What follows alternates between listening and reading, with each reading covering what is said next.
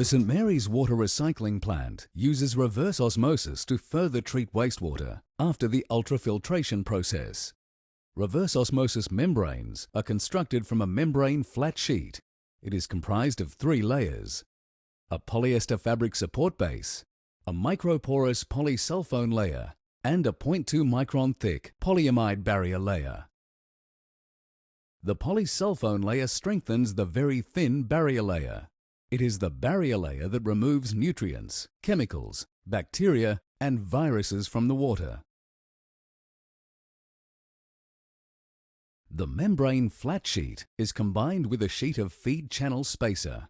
This provides turbulence and creates space between the membrane sheets for the feed water.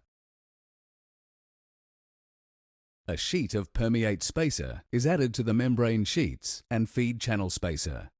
This enables the final recycled water product, or permeate, to flow evenly across the entire membrane surface, even under high pressure. The back of the membrane is completely sealed to the edges of the permeate spacer. The membrane sheets are glued along each of the 3 exposed sides and rolled around the core tube. Feed water is forced through the feed channel spacer and into the barrier layer of the membrane. Water passes through the membrane surface into the permeate channel. It flows in a spiral direction and collects in the core tube. This water is the final recycled water product, or permeate. There are 7 spiral wound elements loaded in one pressure vessel. Once the end adapter is connected to the last element and the pressure vessel is sealed, feed water can be introduced.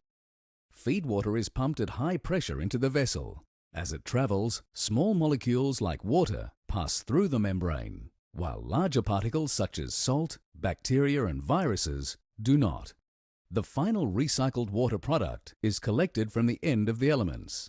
The concentrate or reject from that vessel flows to another stage, producing more recycled water. At St Mary's, there are 6 reverse osmosis treatment trains, each with 3 stages. This design produces the highest amount of recycled water with reduced concentrate waste. Stage 1 has 52 pressure vessels, Stage 2 has 24 pressure vessels, and Stage 3 has 12 pressure vessels. 58 million litres of feed water enters the reverse osmosis system on a daily basis. As the feed water passes through each stage, more recycled water is extracted. 65% of recycled water is extracted at Stage 1. The remaining 35% is passed through Stage 2, where a further 10% is extracted. The final 25% is passed through Stage 3, where the last 5% of recycled water is extracted. 80% of all feed water is recovered as recycled water.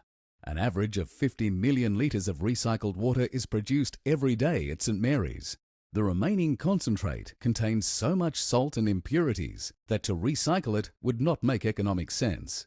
This concentrate stream of 8 million litres a day is sent to North Head Wastewater Treatment Plant, where it is treated and released into the ocean.